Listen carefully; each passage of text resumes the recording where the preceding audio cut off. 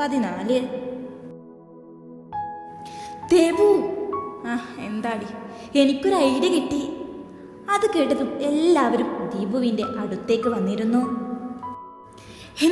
എന്താടി ഐഡിയ? നമുക്ക് ഇവരെയെല്ലാം അങ്ങ് തട്ടാം. എന്തോ വലിയ സംഭവമായി ദീപു അത് പറഞ്ഞു നിർത്തിയതും എല്ലാവരും അവളെ തുറിച്ചു നോക്കി. ഒന്നങ്ങ് തന്നാൽ അവിടെ കിടക്കും. ദേവു, മിണ്ടിപ്പോകരുത് ഇനി നീ. അവളുടെ ഒരു ഐഡിയ അഭിരാമി അവൾ ഇളിച്ചു കൊടുത്തു.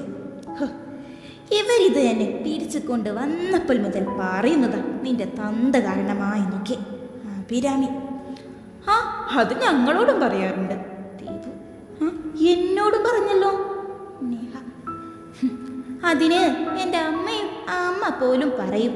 എന്തെങ്കിലും വന്ന അപ്പോൾ പറയും നിന്റെ തന്ത കാരണമായെന്നൊക്കെ. പക്ഷേ അവരെൻ്റെ അച്ഛനും അമ്മയുമല്ലെന്ന് എനിക്കറിയും. അതാണല്ലോ അവരുടെ ആവശ്യം വന്നപ്പോൾ അവർക്കെന്നെ ഇഷ്ടമായേ. അഭിരാമി: അപ്പോ അവർ നിന്റെ അച്ഛനും അമ്മയും അല്ലേ? അല്ല, എന്നെ ദത്തെടുത്തതാണ് എന്നൊക്കെ പറയാറുണ്ടായിരുന്നു അച്ഛൻ. അയാളുടെ കയ്യിരിപ്പ് കാരണമാ അച്ഛനെ ആരോ കൊന്നതാ. പിന്നെ എന്നെ അയാൾക്കോ അമ്മക്കോ ഒന്നും ഇഷ്ടമല്ലായിരുന്നു എന്ന് മാത്രം. അവസാനം അച്ഛൻ മരിച്ചപ്പോൾ ആ കുടുംബം ഞാൻ നോക്കണം. അപ്പം മുതൽ തുടങ്ങിയതാ എന്നോടുള്ള സ്നേഹം. അവരും ശരിക്കുമുള്ള അവരുടെ മകൻ എന്ന് പറയുന്നത് അഭിമന്യുവോ, അതായത് എൻ്റെ അനിയൻ. അഭിരാമി: ആണോ? എൻ്റെയും ഇത് തന്നെയാടി. പക്ഷേ എൻ്റെ അച്ഛനും അമ്മയും രണ്ടാനമ്മയുമാണെന്നാ പറയാറ്. ബട്ട് എനിക്ക് അന്തമുള്ളപ്പോൾ തന്നെ കാണുന്നത് അവരെയാ. അവിടെയാണെങ്കിലും ഒരു പൂതനുണ്ട്. അവളുടെ മകളാണ് ആ വാർവണ. എന്നെ ഇട്ട് അലക്കുക ആണ് അവളുടെ മെയിൻ പരിപാടി. പണിയിട്ട് എൻ്റെ നടു പൊണിഞ്ഞു. നമ്മുടെ ജീവിതം ഒരേപോലെയാണല്ലോ. അങ്ങനെ നോക്കുമ്പോൾ നമ്മുടെ അച്ഛന്മാരോടുള്ള ദേഷ്യം കാരണമാവാം ഇങ്ങോട്ട് പിടിച്ചു കൊണ്ട് വന്നിട്ടുള്ളത്. അഭിരാമി: ഇത് രണ്ടും കേട്ട് ദീപവും ദേവും വലിയ ചിന്തയിലാണല്ലോ. അപ്പോ നിങ്ങളെ എന്താ പിടിച്ചു കൊണ്ടുവന്നേ? നേഹ: ദീപു, എനിക്കൊരു കാര്യം പറയാനുണ്ട്. ദേവു, എനിക്കൊരു കാര്യം പറയാനുണ്ട്. രണ്ടുപേരും ഒരേപോലെ ഒപ്പം പറഞ്ഞതും. എന്നാ ചേച്ചി പറ. ദീപു: നീ പറഞ്ഞോ. ദേവു: ചേച്ചി പറയാനുള്ളത് പറഞ്ഞു, ഞാൻ പിന്നീട് പറയാം. ദേവു: വേണ്ട, മോൾ പറ. ദേവു: ആരെങ്കിലും ഒന്ന് പറയുമോ? അഭിരാമി: മനുഷ്യന്റെ ക്ഷമ കെടുത്ത് അതൊന്ന് പറ. നേഹ: അവർ രണ്ടുപേരും വിഷമത്തോടെ പരസ്പരം ഒന്ന് നോക്കി. ഞാനൊരു കാര്യം പറഞ്ഞാൽ നീ വിഷമിക്കരുത്. ദേവു: ഇല്ല, ചേച്ചി പറ. ദേവു: ഇത് ഞാൻ ഇപ്പോൾ പറഞ്ഞിട്ടില്ലെങ്കിൽ ഇത് നീ പിന്നീട് അറിഞ്ഞാൽ നീ ഒത്തിരി വേദനിക്കും. അതാ ഇപ്പോൾ പറയുന്നേ. ദേവു: അവരെല്ലാം എന്തെന്ന പോലെ ദേവുവിനെ നോക്കി. ദേവു വിഷമത്തോടെയും സങ്കടത്തോടെയും ദീപുവിനെ നോക്കി. വിനയനും സുപ്രയും നമ്മുടെ ആരുമല്ല. ദേവു: അതും പറഞ്ഞ് സങ്കടത്തോടെ ദീപുവിനെ നോക്കിയതും അവൾ ഞെട്ടിധരിച്ച് നിൽപ്പുണ്ട്. മറ്റുള്ളവരും അത് തന്നെയാണ് അവസ്ഥ. ദീപു, ഞാൻ പറഞ്ഞത്. അവൾ അതും പറഞ്ഞു ദീപുവിനെ നോക്കിയതും. എനിക്കും അറിയാമായിരുന്നോ? അവളുടെ ആ ചോദ്യം കേട്ട് ദേവു അത്ഭുതത്തോടെ: അപ്പൊ ഇതിനു മുമ്പ് നിനക്കും അറിയാമായിരുന്നോ? ദേവു: ഞാൻ ചേച്ചിക്ക് അറിയില്ലെന്ന് വിചാരിച്ചാണ് അത് കുറേ നാടകം കളിച്ചത്. ദീപു: അത് ശരി, അപ്പൊ രണ്ടുപേർക്കും എല്ലാം അറിയാമായിരുന്നോ? നേഹ: അപ്പോൾ നോക്കുമ്പോൾ നമ്മൾ ആരും അവരുടെ യഥാർത്ഥ മക്കളല്ല അല്ലേ? അഭിരാമി: അത് ശരിയാണ്. അവിടെയാണ് അപ്പോൾ പ്രശ്നം കിടക്കുന്നത്. ദേവു: അവരാരോ ആരെല്ലാമോ കൊന്നതിന് നമ്മളാണോ ഇവർക്ക് കിട്ടിയത്? ചോദിക്കണം ദീപു, നമുക്ക് ചോദിക്കണം. ഇവരിത് കുളമാക്കും. കുളമല്ല, കടൽ തന്നെയാക്കും. പക്ഷേ ഇതെല്ലാം CCTVയിലൂടെ അവരുടെ മുറി ഘടിപ്പിച്ച വോയിസ് റെക്കോർഡ് വഴി ഹാരിദേവും അഭിറാമും കൂട്ടുകാരും കേട്ടതും അവർ ഞെട്ടി അത്ഭുതത്തോടെ പരസ്പരം നോക്കി. അപ്പോ അവർ ശരിക്കും നമ്മുടെ പെങ്ങമർത്തിനായിരുന്നു. എനിക്കത് തന്നെയാണ് മനസ്സിലാവാത്തത്. അഭിറാം: രണ്ടുപേരും പരസ്പരം നോക്കി എന്താണിപ്പോൾ കേട്ടത് എന്നറിയാത്ത പോലെ അവർ നിന്നു. അപ്പോ ശരിക്കും പറഞ്ഞാൽ നിങ്ങളിപ്പോൾ കൊണ്ടുവന്ന ഇവർ തന്നെയാണ് നിങ്ങളുടെ പെങ്ങന്മാർ. നിങ്ങളുടെ ശത്രുക്കളുടെ യഥാർത്ഥ മക്കളെ അവർ മറിച്ച് പിടിച്ചിരിക്കുന്നു എന്നതാണ് സത്യം. കഥ എത്ര പെട്ടെന്നാണ് മാറി മറഞ്ഞത്. അവരെ വാച്ച് ചെയ്താൽ തന്നെ അവരുടെ അച്ഛനെ കുറച്ചറിയാം എന്ന് പറഞ്ഞത് എത്ര സത്യമായിപ്പോ. എത്ര പെട്ടെന്നാണ് എല്ലാം അറിഞ്ഞത്. പക്ഷേ ചാരുമ്മ പറഞ്ഞിട്ടുണ്ട് നമുക്ക് 2 പെങ്ങന്മാരാണ് എന്നുള്ളത്. അപ്പോ മറ്റുള്ളവർ പാലേക്കാട് തറവാട്ടിലെ അല്ലെങ്കിൽ കിഴക്കേ തറവാട്ടിലെ മക്കളാകുമോ? അഭിറാം, അമ്മയെ നമുക്ക് വിളിക്കാൻ സമയമായിട്ടുണ്ട്. ശത്രുക്കളുടെ ഏകദേശം കളി ഇപ്പോൾ എനിക്ക് മനസ്സിലാകുന്നുണ്ട്. ആദിദേവ്, അവർക്ക് എന്തൊക്കെ അറിയാവുന്നത് കൊണ്ട് തന്നെയാണ് അവർ ഇവരെ അവരുടെ മക്കളാക്കി നിർത്തി അവരുടെ സ്വന്തം മക്കളെ ഒളിവിലാക്കുന്നത്. പകരം ചോദിക്കണം. നമ്മുടെ കുടുംബത്തെ ഇല്ലാതാക്കിയതിനും പകരം ചോദിക്കണം നമ്മൾ. ആദിദേവ്, വരട്ടെ, വഴിയുണ്ടാക്കാം. അഭിറാം, ഇവിടെ ബോറടിക്കുവാടി. നേഹ, നമുക്ക് വല്ലതും കളിക്കുമല്ലേ? ദീപു, ഓ ഇവിടെയോ? അഭിരാമി, അല്ല, ഇനി അതിന് അവരുടെ അടുത്തേക്ക് പോകാം. എന്തേ? ദീപു, ഓ കളിക്കാനുണ്ടെങ്കിൽ വാടി. നേഹ, ഞാനൊന്നുമില്ല. ദേവു, നിനക്ക് എന്താടി പറ്റിയേ? ദീപു, പീരിയഡ്സ് ആടി, കയ്യിലൊന്നുമില്ല, എന്താടി ചെയ്യുക? Dev, best time. ഈ ഭൂതങ്ങളുടെ കയ്യിൽ നിന്നും ചോദിക്കാൻ കഴിയോ? നേഹ, അങ്ങനെ പറയരുത്. നമുക്ക് വേണ്ടി കുറച്ച് ഡ്രസ്സെങ്കിലും അവർ തന്നിട്ടുണ്ടല്ലോ, അതൊരു ഭാഗ്യമല്ലേ? ദേവു, ഇല്ലെങ്കിലേ ചീയ നാറ്റം കാരണം എടുത്തേക്ക് വരാൻ പറ്റില്ലല്ലോ എന്ന് വിചാരിച്ച് തന്നതാവും. ദേവു, അത് ശരിയാ. നിന്നെ കണ്ടപ്പോയേ അങ്ങനെ തോന്നിക്കാണും. നിന്റെ ആ പഴയ ഉറക്കപ്പിരാന്തൊന്നുമില്ലല്ലോ ഇപ്പോ, അല്ലേ?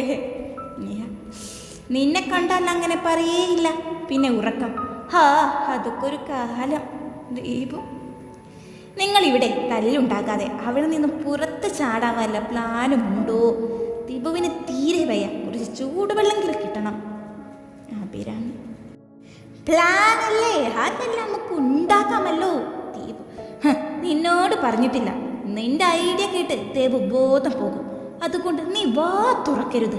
നേഹ, ഓ ഹേ ദീപു, അബിയെ, നമുക്ക് ആകെ നടക്കുന്ന ഒരു കാര്യം എന്തെന്നറിയോ? നേഹ, എല്ലാവരും എന്താ എന്ന പോലെ നിഹയെ നോക്കി. നമുക്ക് 3 പേർക്കും കൂടെ ഈ വാതിലങ്ങ് ചവിട്ടി പൊളിക്കാം. നേഹ, ഓ ബെസ്റ്റ്. അഭിരാമി, ഓ ഫ്രഷേ. ഞാനങ്ങ് തന്നാലുണ്ടല്ലോ പൊട്ടത്തരം അല്ലേ? ഇതെന്താ ആന പൊട്ടത്തരാണ്. അല്ലാതെ വേറെ വഴി നീ ഒന്നങ്ങ് പറഞ്ഞു തന്ന എന്നാ? നീഹ, ഇല്ല, പറഞ്ഞു തരൂല. നിനക്കല്ല ഞാൻ പ്ലാൻ പറഞ്ഞപ്പോൾ ജാടായിരുന്നല്ലോ. ദീപു, ഇതെല്ലാം ചവിട്ടി പൊളിച്ചു നമ്മൾ പുറത്ത് ചാടിയാൽ തീർന്നു മോളെ, നമ്മൾ തീർന്നു. അഭിരാമി, ദേവു ആണെങ്കിലോ വേദനയോടെ വയറിൽ അമർത്തി പിടിച്ചു കിടന്നു. അതുകൊണ്ട് ഇവർക്കെല്ലാം സങ്കടമായി. ഇനി ഒന്നും നോക്കണ്ട, ഞാൻ പറയാം ഐഡിയ. ദീപു, എന്നാ പറ. ഈ കാണുന്ന ജനൽ കൂടെ പുറത്തേക്കിറങ്ങാം. ഈ ജനലിന്റെ കമ്പിയെല്ലാം തുരുമ്പ് പിടിച്ചിട്ടുണ്ട്. 2 പിടി വലി അത് കയ്യിൽ പോരും. താങ്ങേക്കൊരു ഒതുക്കുണ്ട്. അവിടെ ചവിട്ടി താഴെ കാണുന്ന ആ ടെറസിലേക്ക് ചാടുക. അവിടെ നിന്നും താഴോട്ട്. ഇതൊക്കെ ഇത്രയേ ഉള്ളൂ, സിമ്പിൾ. ദീപു, എന്നാ നീ തന്നെ അങ്ങ് ചാടേണ്ടി വരും. നേഹ, ആദ്യം ഇത് കിട്ടുമോ എന്ന് നോക്കാം. ചാടുന്നതും പോകുന്നതെല്ലാം നമുക്ക് ആലോചിക്കാം. അഭിരാമി, ദീപു നിഹയെ ഒന്ന് പുച്ഛിച്ചുകൊണ്ട് കമ്പിയിൽ പിടിച്ച് ഒന്ന് വലിച്ചെങ്കിലും ഒന്ന് അനങ്ങുന്ന പോലുമില്ല. വാവ്, ഉഷാറായിട്ടുണ്ട്. ഒന്ന് അനങ്ങുന്ന പോലുമില്ല. നേഹ, നിന്ന് പെറുക്കാതെ എൻ്റെ കൂടെ വലിക്ക്. അല്ലാതെ ഇതെല്ലാം ഒറ്റ വലിക്ക് എൻ്റെ കയ്യിൽ വരാൻ ഞാൻ ബാഹുബലിയൊന്നുമല്ലല്ലോ. ദീപു, എവിടെയാണെങ്കിലും നിങ്ങൾ ഇങ്ങനെയാണോ? ഒന്ന് മര്യാദക്ക് വലിക്ക്. അഭിരാമി, ഒന്നും കൂടെ തിരുമ്പ് പിടിച്ച ആ കമ്പിയിൽ പിടിച്ച് വലിക്കുന്നതും മൂന്നും സന്ധ്യയും കുത്തി നിലത്തേക്ക് വീട് കൂടെ കമ്പിയും പൊട്ടിച്ചിരിക്കുന്നുണ്ട്. 3 പേരും പെട്ടെന്ന് എണീറ്റു. ഇയാളിതപ്പോ വന്നു. ആവോ, ഞാനിപ്പോ കാണുക. ഇതിന്റെ കൊല്ലിക്ക് പിടിക്കേണ്ടി വരുമോ ഈ ചിരിയൊന്ന് നിൽക്കാൻ? അഭിരാമി വേണ്ടി വരും. ബാക്കിയുള്ളവന്റെ പേർക്ക് വേദനിച്ചിട്ട് ചെയ്യാം. 3 പേരും കൂടെ ഒരേപോലെ നിരന്ന് നിന്നുകൊണ്ട് പരസ്പരം കേൾക്കാവുന്ന വിധത്തിൽ പറഞ്ഞു.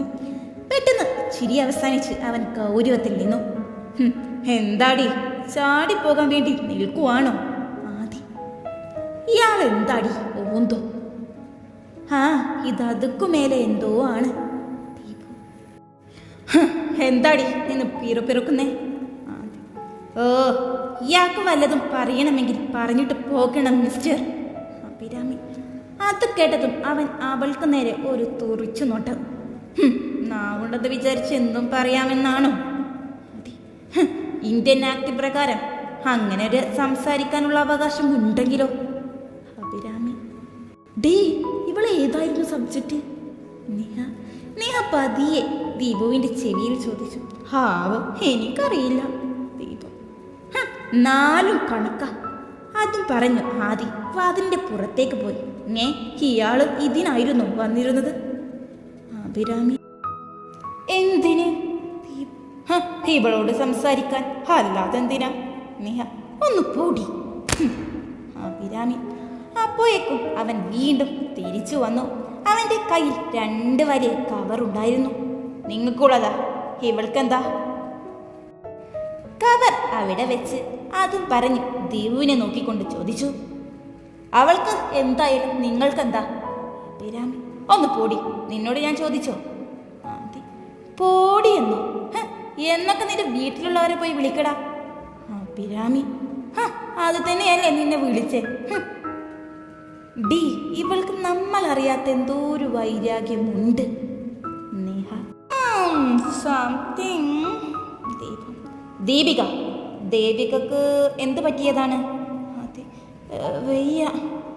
വെയ്യാതെ കിടക്കുന്ന ദേവു ആയിരുന്നു അതിന് ഉത്തരം നൽകിയത്. അവനൊന്ന് മൂളി. അവൻ അവിടെ നിന്നും വാതിലും അടച്ചു പോയി. ഇനി ഇതുവഴി ചാടുവല്ലേ? ദീപു വെയിറ്റ്, അവൻ കൊണ്ടുവന്നത് എല്ലാം ഒന്ന് നോക്കാം എന്നിട്ട്. അഭിരാമി അവർ 2 കവറും തുറന്ന് നേരെ കിടക്കയിലേക്ക് ചെരിഞ്ഞു. ഒരുപാട് പുതിയ ഡ്രസ്സ് ഉണ്ടായിരുന്നു. അതാ സാധനമുണ്ട്. നേഹ അത് കേട്ടതും ദേവു എണീറ്റു. അപ്പോ ഇവർക്ക് മര്യാദയെല്ലാം ഉണ്ട്. പക്ഷേ എങ്ങനെ പ്രകടിപ്പിക്കണമെന്ന് അറിയില്ല. പിന്നെ കിഡ്നാപ്പ് ചെയ്താലല്ലേ മര്യാദ പഠിപ്പിക്കുന്നത്? ഒന്ന് പോടി. തുടരും. കഥ ഇഷ്ടമായാൽ ഒന്ന് ലൈക്ക് ചെയ്യാനും ഒന്ന് കമൻറ്റ് ചെയ്യാനും ഒരു റെഡ് ആട്ടെങ്കിലും കമൻറ്റ് ചെയ്യാൻ മറക്കല്ലേ കൂട്ടുകാരെ.